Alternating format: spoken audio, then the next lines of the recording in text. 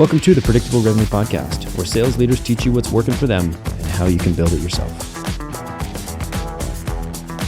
This episode of the Predictable Revenue Podcast is brought to you by our sales coaching and consulting services. Are you looking to create repeatable, scalable, and predictable revenue? We've helped thousands of companies grow their business with tailored expert advice backed by testing to ensure they establish the best practices that'll work for them. Head over to bit.ly/predictable revenue coaching to learn more. Hey everybody, welcome back to the Predictable Revenue Podcast. I'm your host, Collin, and today I'm joined by Sidney Waterfall. She's the SVP of Growth over at Refine Labs, and we were talking about pipeline sources and how to ramp a new revenue channel.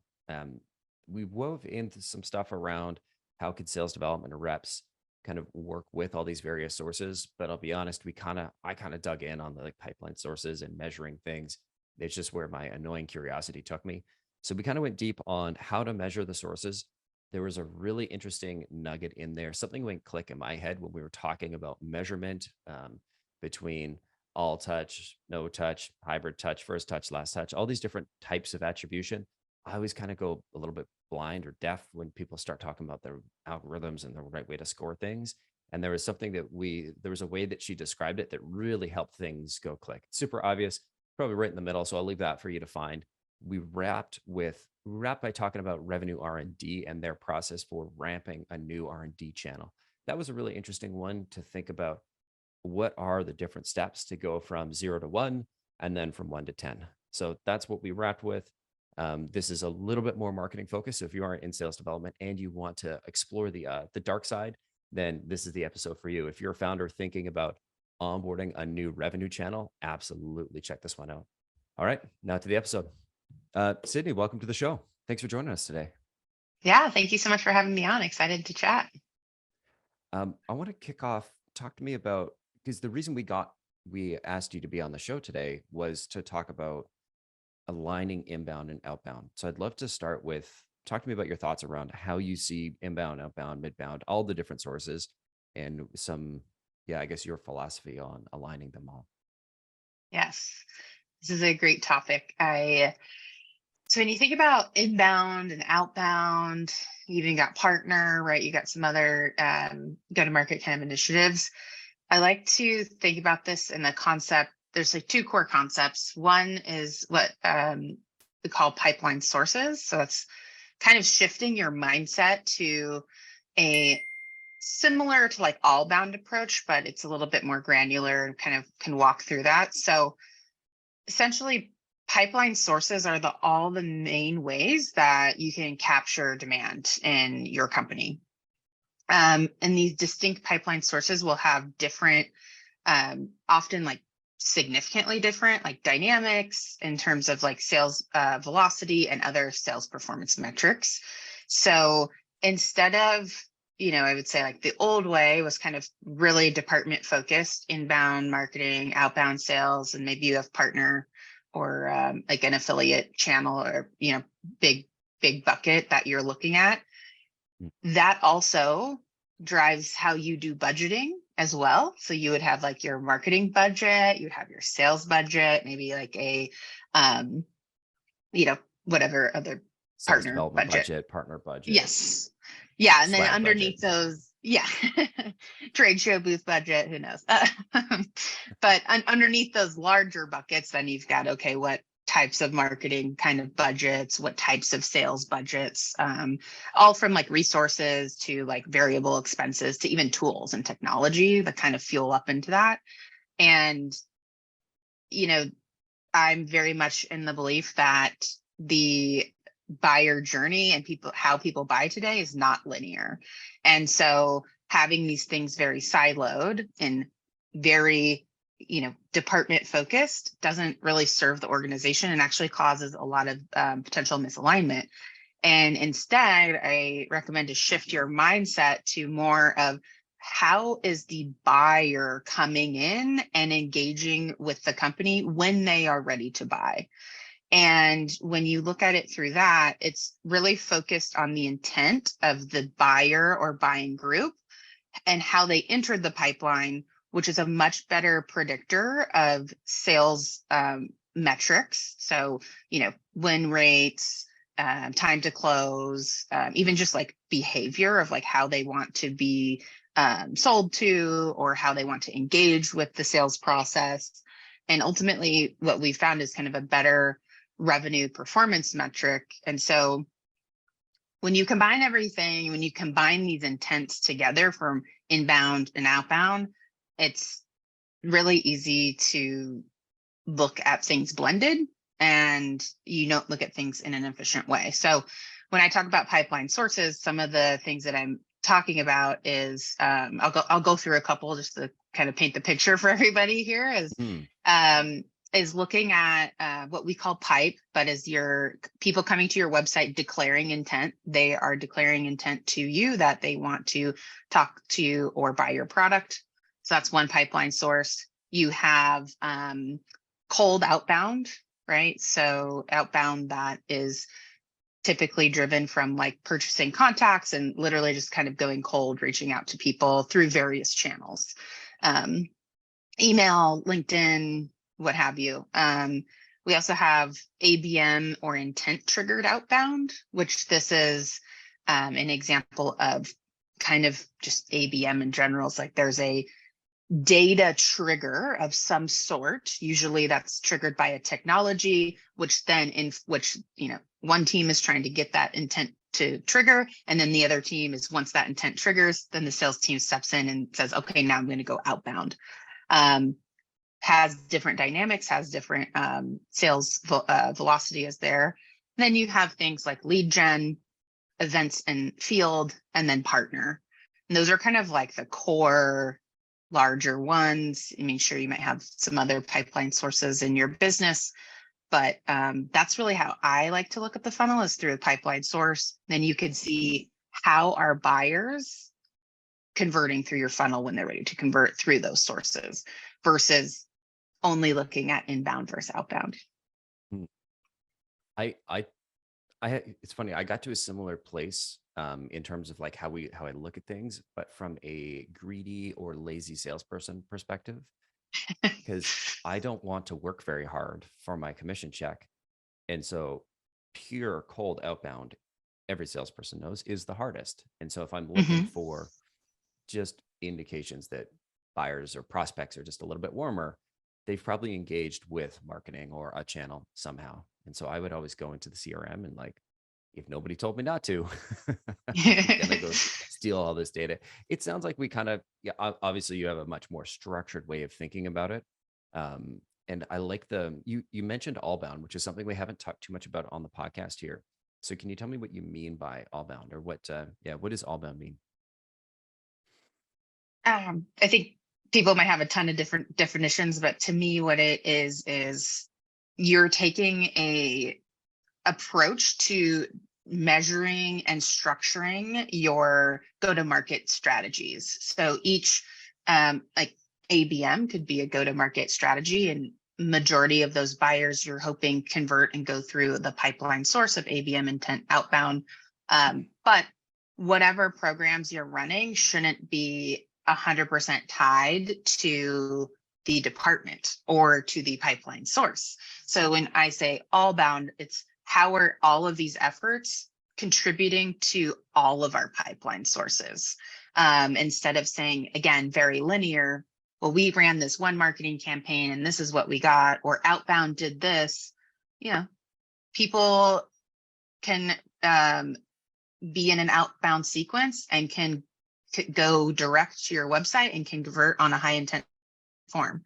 That is something that can happen because the journey is not linear. And I think if you look at it more in an all-bound approach and focus on pipeline sources, which is how the buyer converted, not what you did to try to get that buyer converted and you're trying to directly attribute to it, but how did the buyer actually convert? Because that's the better predictor for forecasting and measuring also like efficiency throughout your funnel than what you did to get that buyer to convert. So I think that's the mindset shift that I like to think about it, and we kind of help companies think through and set up their infrastructure in that way to be able to have that viewpoint on the funnel. Gotcha. So is this like, more relevant when we're thinking about like attribution, or does it work with, or does it have implications of like how the teams work together? I think both. Like number one, probably just attribution a little bit, because how you're measured and how you're goaled is going to very much dictate some of your team's behaviors.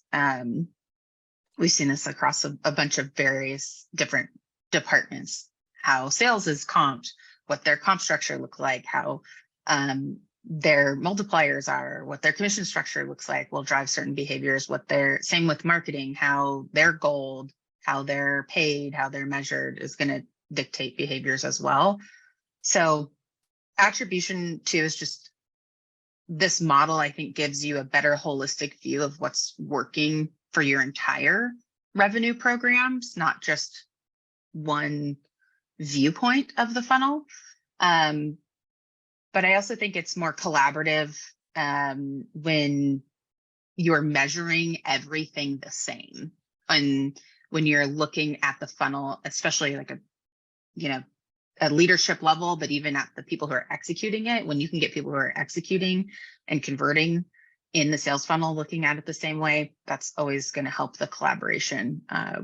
We run this with a lot of different companies, and there's normally an initial like, I don't know how this is going to work. I'm used to this way over here, but it drives a lot more collaboration between like revenue execution teams and people that are executing on different revenue initiatives and programs. So that's what we found that has worked, and that's what I've seen. And I actually started in sales and my career in sales, and so I love working with sales. And you moved to the dark side. I know. Now look at me. No. What happened to you? What happened to you?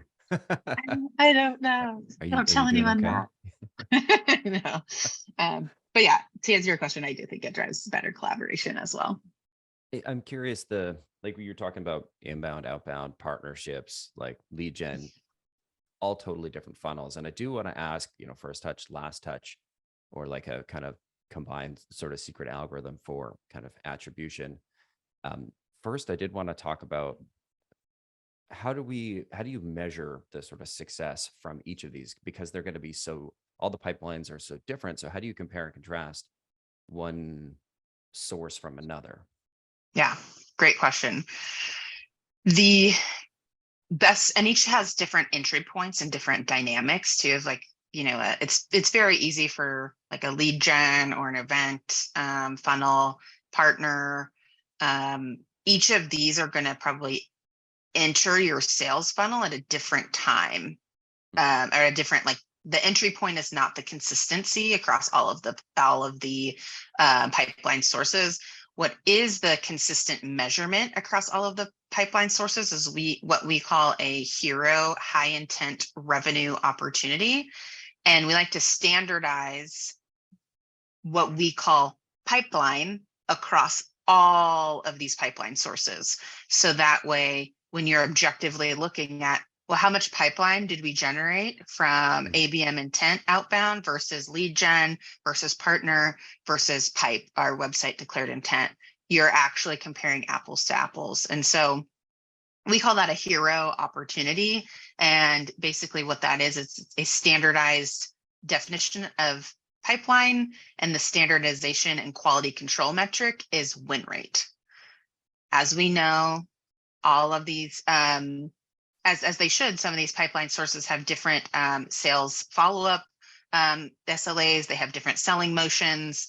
But if we standardize everything around win rate, then we're measuring and looking at pipeline the same, which is your leading indicator of revenue.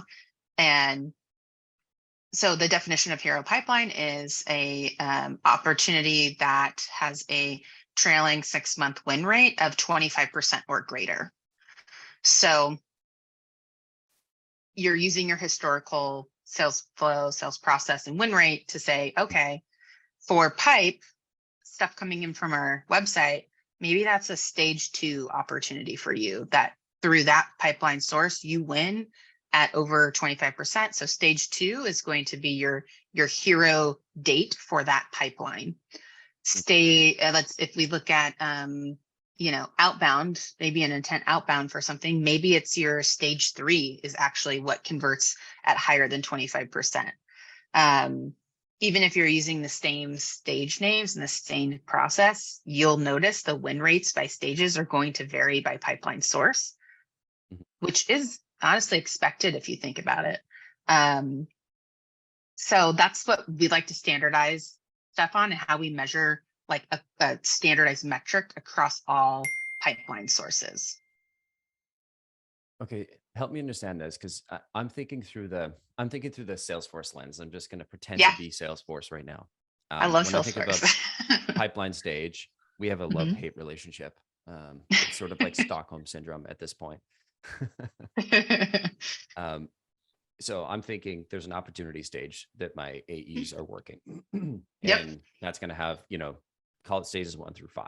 And so you say 25% win rate. I was thinking opportunity stage, but it also meant, you also mentioned like an outbound stage and inbound stage. So, and so are those lead stages? Are those account stages? It's all on the opportunity. It's going to be all on the opportunity. Okay. And so most companies have the same stages. They have let's just say for new business, maybe expansion or other types of revenue streams are going to have different opportunity stages. But most, unless they have significantly different products or something, are going to have the same stages. We'll just call it 1 through 5.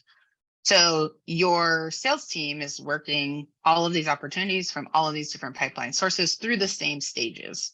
But because the buyer intent is a lot different for each pipeline source, your win rates by each stage are usually different when we do this analysis for companies. So let's just take outbound and pipe.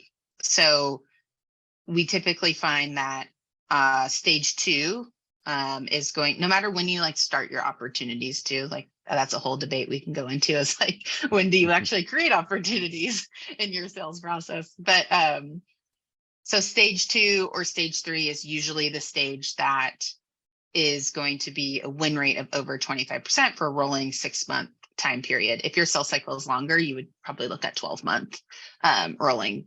And then one thing to clarify, win rate is only measured on closed opportunities, not active open opportunities as well, when we're calculating that win rate calculation.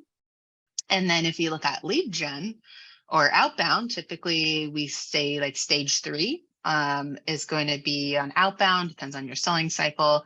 When we get into lead gen, we typically see stage 4 is where it's consistently converting at a win rate of higher than 25%. So I know I'm getting a little number and technical, we have the visualization that this kind of talks through a little bit more. But now when you say pipeline, the stage 2 pipeline associated to pipe is going to be HIRO pipeline that you're looking at, that same number. For outbound, it's going to be stage 3. And for lead gen, it's going to be stage 4. And that's when you're looking at it holistically. And so you're measured on HIRO pipeline because it could be pretty easy to kind of game the pipeline number a little bit, depending on what pipeline source and what team is kind of incentivized on that. So we realize this is a little technical and a little complicated, but we actually have a Salesforce app in beta right now, and we have some customers using it that basically does this for you. It automatically calculates all of your HIRO win rates for you by pipeline source, and then it automatically tracks that over time too. So as your sales process improves, or maybe you change your sales process and you add more you add more stages or something, it's always going to automatically recalculate that for you. That's cool. So yeah, so we have that in beta, which will probably be dropping in Q1. So nice. really, really trying hard not to break out into Enrique Iglesias. Just, I'm strong. I will not. But I just wanted you to know it's right here. Nice. I love it. So I hear, so we've got the opportunity objects, stage 1 to 5. Mhm. And for what you're tracking is, so when a source comes or when a prospect comes from, say, outbound, okay, Mhm. it's always the same 1 to 5 stages, but you've Mhm. also tracked the opportunity. So you've got op source, outbound, inbound, Mhm. SEO, SEM, et cetera. And then that's how you kind of pivot this and export it out, pull it out. And so you can see, okay, when an inbound deal gets to stage 2, then that means it's 25% likely to close, or 25. Yeah. Is Yeah. that roughly how you, like, am I explaining that Yeah. right so far? Yeah. Roughly. It's not so it's not based on like the probability to close. In Salesforce, you can change all those Yeah. Those probabilities like at each probabilities. stage for forecasting, but it's based on win rate. So it's based on your historical performance. Yes. Right. Fair. Okay. So when we talk about different sources, how Mhm. does one slot into inbound, outbound? Maybe inbound versus outbound isn't quite as clear, but say like you've got a ebook campaign going on, and you've got a Mhm. podcast, and you've got a YouTube channel, and you've got all of these different potential pipeline sources. Mhm. Let's say the prospect goes and hits all of them, starts with, clicks on some SEO, website, et cetera, et cetera, et cetera. How do you figure out which funnel or pipeline to attribute them to? This is the golden question. Yeah. Um, so Here's my to be gotcha question. clear, Yeah. yeah, to be clear, the pipeline source is only set when the buyer enters the sales funnel, like, and is engaging in a sales like conversation or a sales meeting. So we know that there's going to be a lot of different touch points over the course of one buyer's journey. And then if you look at the account level, it's going to be a whole bunch of other touch points. So those are all valid things to track. You can look at that. Awesome. But how we actually set the pipeline source is when someone is, because I'll just briefly remind, the definition of a pipeline source is the main ways that you capture demand. So how you're capturing that demand when the buyer is ready to engage in a sales conversation. So, for example, it's based on what they previously did right before they are looking to convert. So let's talk about pipe and like lead gen are the most straightforward ones because they're normally triggered off of some type of form fill, right? Like that's a little bit easier. So someone comes, declared intent form fill is a hand raised form, like demo, contact us, pricing request, whatever, book a consultation call or book a call, whatever that is for you. So when someone fills out that form, they then get passed to sales, right? So they're now going through a pipeline source. And so then the pipeline source would be pipe. Now let's talk about ABM intent. Usually how this happens is there's some type of data trigger. Usually that's the third-party software intent score or intent data or some integration that's saying, boom, boom, boom, this account is now an MQA, marketing qualified account, or this account score went from X to Y. Boom, that's the trigger that then comes into the sales team and says, here's your account, here's your contacts, go outbound on this person. And then that essentially is how we would know. There's like a little mapping exercise. That's how we would know that is an ABM intent versus a cold outbound intent. Same thing for like events in field. You may host an event or attend an event, say you get a huge lead list. Hopefully you don't pass all of those to sales because that's a huge waste of time for your sales team. But maybe there's 10 people that stopped by your booth or were at the event that did request more information or that did want to learn more, and those get passed to sales. So we look at what happened right before that. Boom, this event happened right before that. They raised their hand or they engaged and wanted to learn more about the sales process. So we're going to tag that as a pipeline source event. So it's not getting into every touch point and first touch and W touch and, ABC, XYZ touches here. It's just looking at how people are converting. What's the last when one? they're ready to convert, through the lens of the buyer, not what department did they interact with, what department campaigns did they interact with. So that's why there's always going to be overlap, right? Like, events can drive people to then go to your website and convert. Your marketing campaigns can then drive someone to go to an event. And it's just not linear. That's not how it works anymore. So when you're trying to like attribute this to this, to this, to this, it just breaks down in practice, and it creates a lot of bad habits and unnecessary tension in my mind with like your internal teams. Something you said made it click in my head, and which was, I'm like, what was it? Because I'm curious. You know what? I'm not going to tell you. I'll tell you at the end. Oh, dang it! No. Come on. You said something along the lines of, it's the point at which you capture demand. Yes. And so in my head, it suddenly, everything broke into like 3 different funnels or 3 different kind of sections. There's creating eyeballs, creating activity on any of your marketing properties, right? Events, partners, et cetera, et cetera. Then there's the act of capturing that demand and putting it in and getting them to say, yeah, you know what, it's worth a conversation. And then there's the third funnel, or the third kind of chunk, which is taking that interest and converting them into dollars. And I think it's so easy to get mixed up and like, oh, well, how do I do attribution and how do I do this? And it's like, no, it's simple. How do you add more to this top big bin of like customers? In my head, it's a big Tupperware of like mixed Lego. You just shake it around. Nice. And then all the different colors. From all the different sets, that like old blue with the, like the orange. Yes. And so how do you get, one of those people to be interested and jump out of the bucket into the other bucket, which is like, yeah, I'm ready to fill out a form. And then the third bucket is like, how do you get those people to give you some money in exchange for something?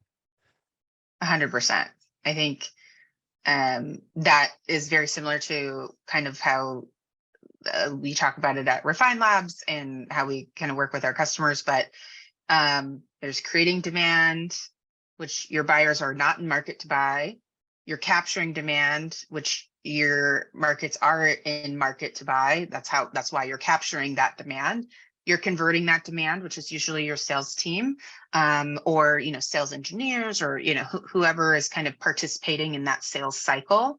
And then you also then have expanding your accounts, right? You're expanding your customers too. And then you get into expansion and retention, but like that's a very easy way to kind of solidify it. And you brought up attribution, like all attribution, software attribution is based on capturing demand. That's how it's been measured. And, so how do you measure create demand? Well, you measure create demand through what we call hybrid attribution. And we recommend that you add a self-reported attribution field on your website, or capture some self-reported data.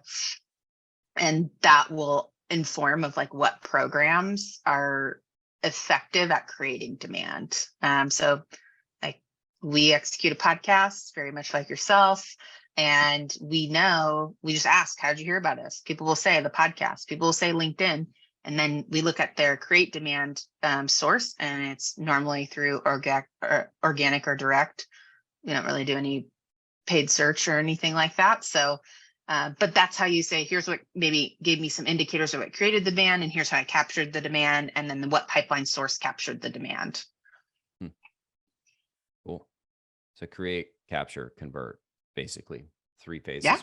I'm oversimplifying it for my caveman brain. I love it. Yeah, that's it.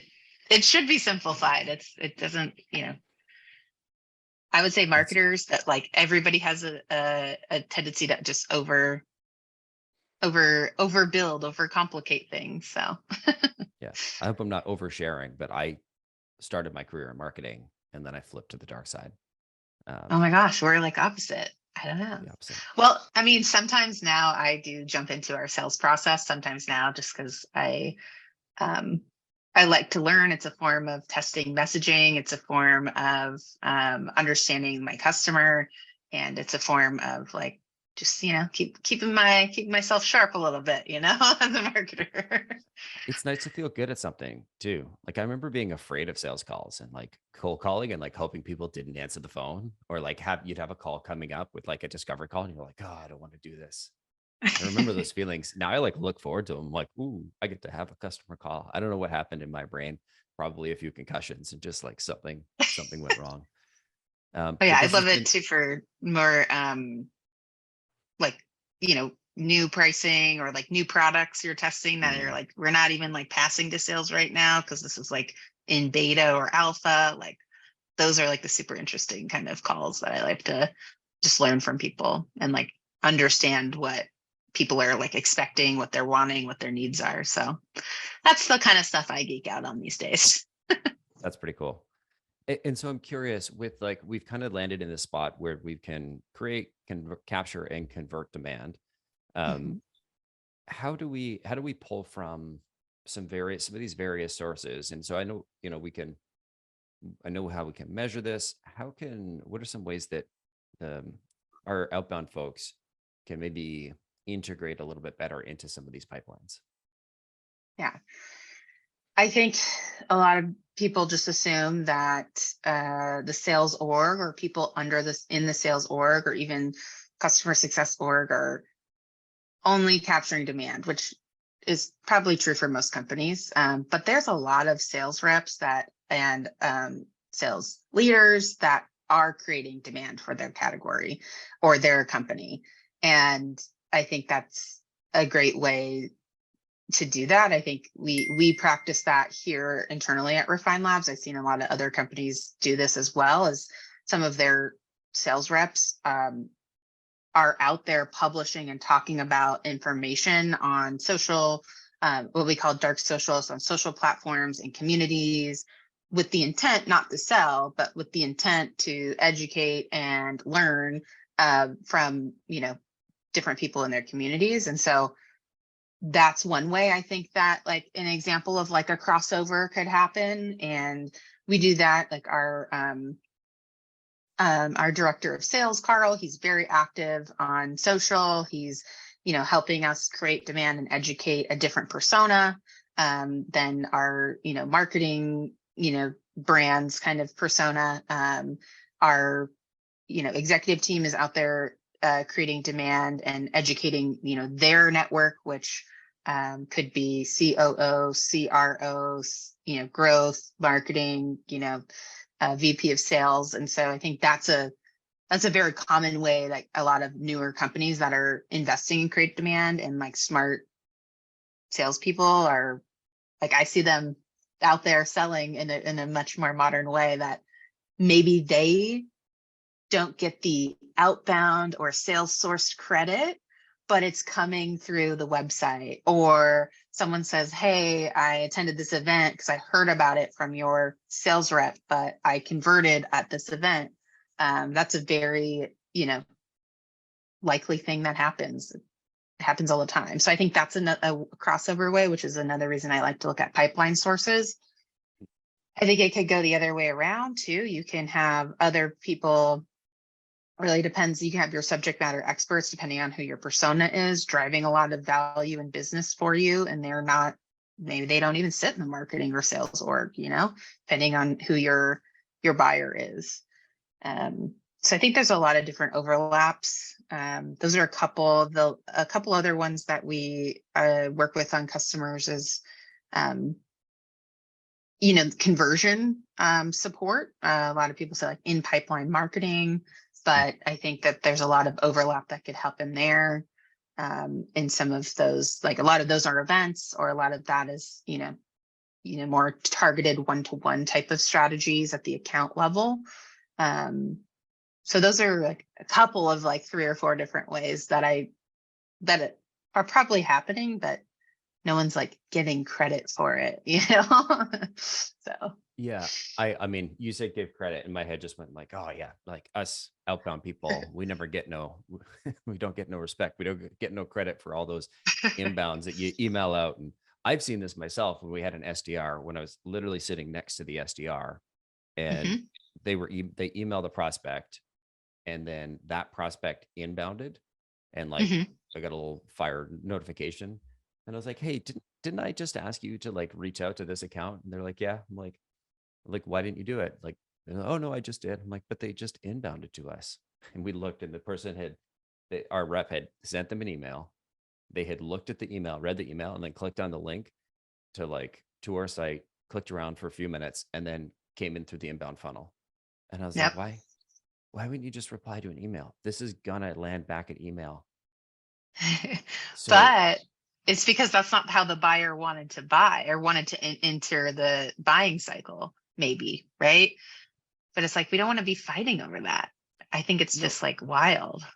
totally fair. It just boggles my mind that like somebody would go from like, I'm going to send you an email to like, I'm going to go click on your site, and then I'm going to go do Yeah. this thing that's eventually going to end in us sending each other In me emails. talking to you.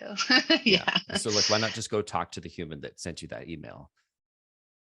But it I very mean, well could yeah. be goldfish brain, and you just forgot, you know? Yeah. I've had, I ran this at my last company. We had a very, very targeted set of accounts. It was like 300, and they weren't all these big behemoths. They were just very like our top ones that we wanted to close the next quarter. And so we said, great, we're going to collaborate together. We're going to have, sales doing outreach and doing some stuff and really doing deep personalization in their outreach. So it's not just the spray and play, but really targeted outreach to the different people in the buying committee. At the same time, we're going really, really customized in some of our messaging, and we went really persona customized instead of company like custom. We targeted the list by persona. And so marketing was doing efforts. And at the end of the day, how we measured it was, did these accounts come into our pipeline or not? Not by what pipeline source, or not by what, what department sourced it. And it was our biggest quarter. And we landed some of our biggest customers. And it's like, that's an example of like kind of what led into like, how should we start thinking about this differently? Like, we then looked at that same list and said, okay, how did each account come into us? Did they come from our website? Did they come in from this, event that we did? That was like a sales-led event, not really a marketing event. Or did they come into us we had a free trial when I was working at that company, or did they come up into us through the product? And we looked, and each account that we kind of categorized them, and they all came into pipeline, but they also had different sales cycle lengths by pipeline source that they came in. And it was a smaller like sample set. So it's not like 100, all 300 of these came in. But we also looked at the win rates and like the time of in between stages, each opportunity stage. And that's kind of what sparked a lot of the like, yeah, this is a different way we need to look at this.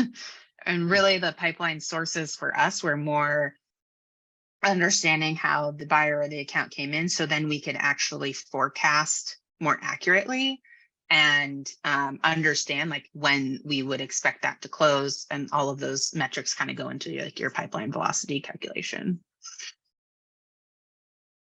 Interesting. Yeah, I see what you're saying. The one thing I was thinking that kind of made me think of is like, I know a lot of people they're listening to this, they might be salespeople, SDRs, sales leaders, CEOs. One of the frustrations I hear from people is like, we've got this one pipeline source Mm-hmm. and it's working well. And sorry, it's snowing out here. It doesn't snow here very often, and Yeah. snow's falling off the trees. So if I look like I'm constantly distracted, yeah. It's snowing here so too, but that's normal here. So totally. In Vancouver, it snows like twice a year tops, and we got like 6 inches last night, which is crazy. it's white Christmas. Hmm. It's probably going to rain. It happens. It'll snow just before Christmas, and then it'll rain on Christmas Day. It's a Vancouver tradition. Yeah. So a big challenge I hear a lot is people have one pipeline source and they're trying to add another. I'm curious your thoughts on like, how do you think about testing out or developing new pipeline sources? Yeah. So we definitely kind of look at this through a standardized framework, which you call Revenue R&D. And I'll kind of get into what that is and what that looks like.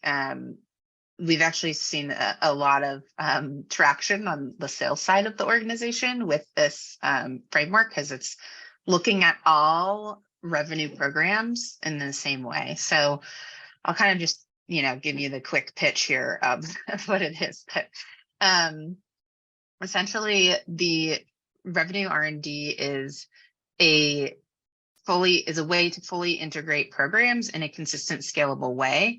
So it's very similar to like product R&D. A lot of people might be more familiar with that concept. The Revenue R&D process includes, teams, structured stages, specific levels of investment all around your revenue engine. And that's through like all your revenue team, like your entire, through capture, convert, create, like your entire revenue team. And so it's a systematic way to prove out new programs. And when we say programs, those are going to be large revenue levers. Like they're not directly tied to a pipeline source, because people can convert in different pipeline sources. But let's just say like LinkedIn, or you want to run an outbound experiment, right? You got outbound, you've got intent triggered ABM, something like that, or you've got podcasts as a program. So those are more of the programs versus pipeline sources. And this framework is essentially a systematic way to measure every revenue program the same and move it through a process in the same way. So it allows you to look at everything in the same way and very objectively, not what department's running it, not what people are executing on the program to bring it to life, but how is the program in total working? And so we run that through a 5-stage process. And I can quickly just touch on the process, but the advantage of using this is it allows you to look at your entire revenue programs in the same way and objectively, which is really hard to do right now, because some revenue programs one leader owns, some revenue programs the other leader owns, and maybe we're going to not measure them in the same way. And so then when you ask the question of what's working and what's not, it's really hard to answer that question. So it's a stage, what we call the development pipeline, is the actual stages of the pipeline. So it's a 5-stage or 5-phase process. The first 3 phases are what we call proof of concept. Like you got to prove this out, just like you would in a product or manufacturing facility. And then in commercial integration means we've proven this and we're ready to start actually like putting this in our financial plan and putting a lot more investment into it. So phase 1 is experiment. Phase 2 is positive signals. Phase 3 is repeatability. Phase 4 is operationalize. And then phase 5 is to scale and sustain. And each of these phases have standardized exit criteria to move them throughout each one. Interesting. I love customer verifiable outcomes. I did a podcast with Jamie Buss that I talk about all the time. And it was one of those another clicks in my head where I was like, oh, this is how it works. And having those verifiable outcomes for each stage, phenomenal. We built our milestone program for like ramping up a new customer. We have similar kind of, I think we called them stage 1 through 5, but I found really funny graphics to put at the top. People didn't quite, I had positive signals as well. And I took there's a picture of a pregnancy test and I put it at the top. That's funny. Didn't quite go over as well with customers as I thought. I thought it was hilarious. But some of our people didn't quite like it. But I love that you've got these like customer verifiable outcomes for each of the R&D steps. And so if you start with experimentation, like let's talk about each of the outcomes and then we'll kind of land the episode here. Yeah, for sure. one thing to note is this is for now based on like kind of like net new business. We'll expand this and get into like expansion and retention, but you'll understand that by the exit criteria that I talk about. And so this is also standardized across any pipeline source that you're getting the information from. So for phase one, your exit criteria is greater than 10 attributable conversions to the program, and that's through hybrid attribution. So either through your software-based create demand or capture demand attribution, or what we call create demand attribution, which is your self-reported. So you're actually able to measure and report on your both types of programs through this framework, which a lot of people cannot.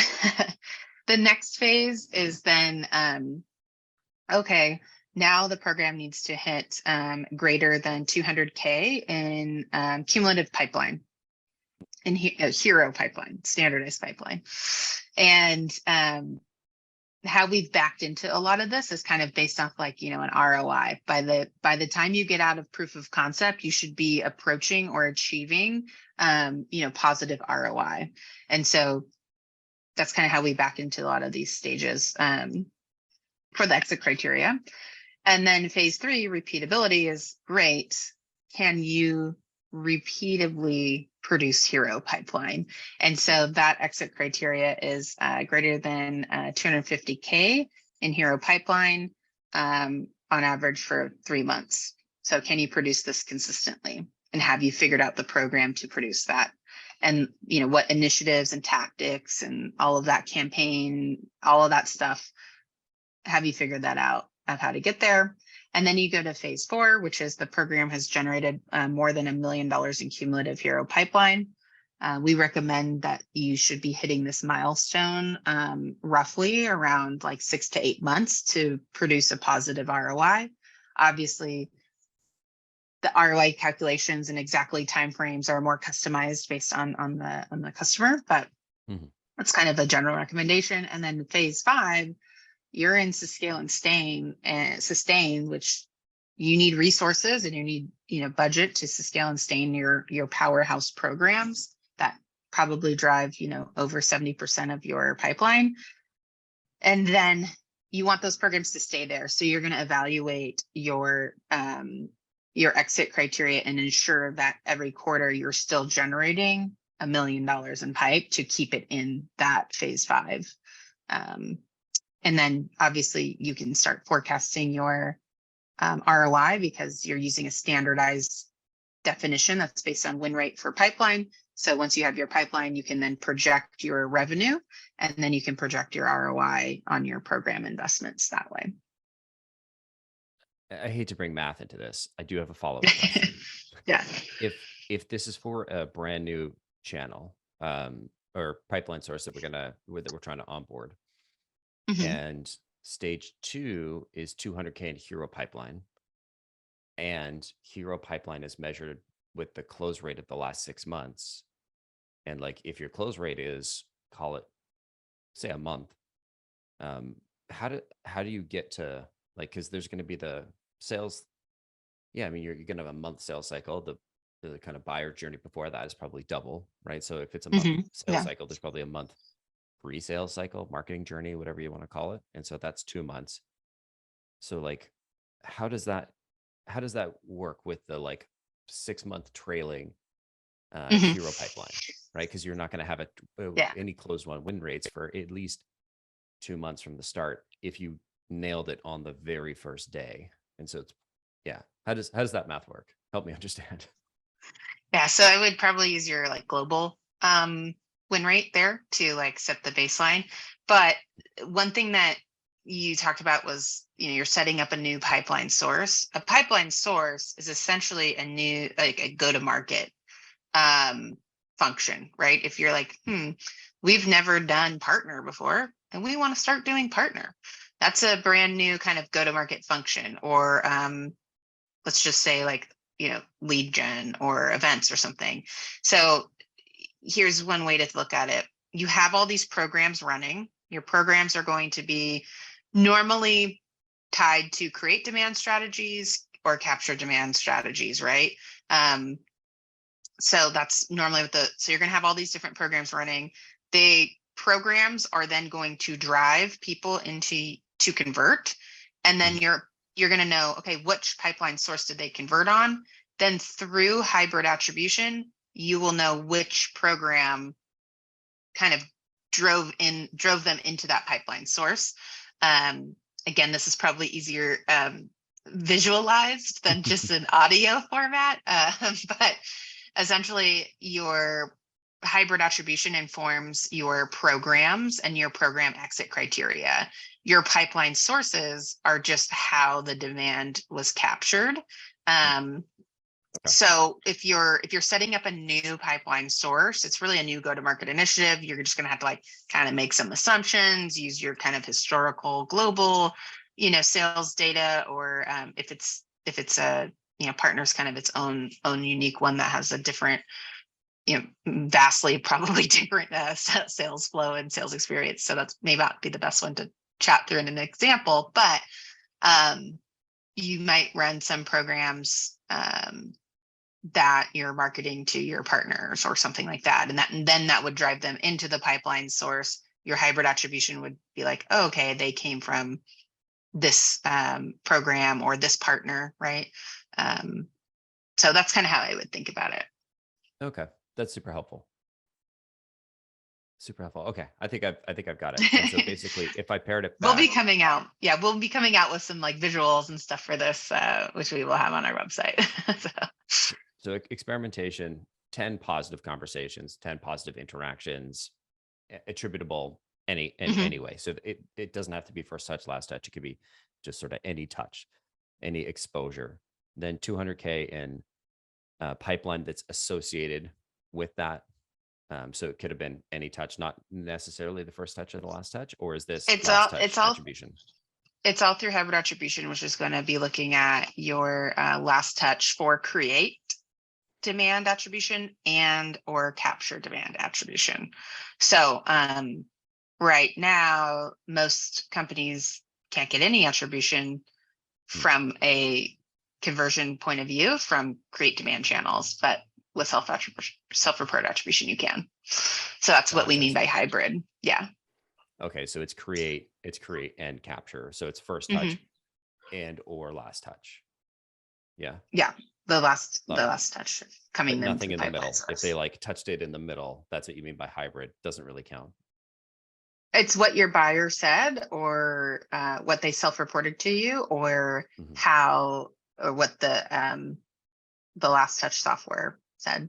Again, I think, the attribution stuff, I'm sure attribution people are like, this podcast right now, this part, but we will consistently innovate on that. I mean, we've innovated on the self-reported, so you can actually track stuff that you're doing. We'll continue to innovate on those models, but that's essentially what it is right now. Gotcha. Okay. So it's self-reported and then whatever the software says is the last touch. So self-reported for create and then self-reported for capture, 200K pipeline. And then third step is consistently produce 250K in pipeline for 3 consecutive months. So each month it's got to go 0 to 250K. So total of 750 in 3 months. And then $1 million in cumulative. So that's probably another month later if you're doing 250K a month. So you're kind of 4 months in sustain. And then it's all right, double down. This is working. Let's go. Yeah. And, everyone always asks for a time period. Oh, what about this time period? And it's less time period based and more, can you hit this goal? Because the time periods, there's going to be so many nuances there. And where we really recommend you start looking at the time period is when you're looking to get, that 6 to 8 months of you should be seeing positive ROI based on where you are at and what state and what phase of the program you're at. Love it. Because everyone always asks oh, how long for phase 1? And if I don't make it, then what? Well, then you need to change your initiatives and your tactics because you're obviously not doing something right. Totally. And it's nice that you've got that sort of capstone of 6 to 8 months. You should be positive ROI by then.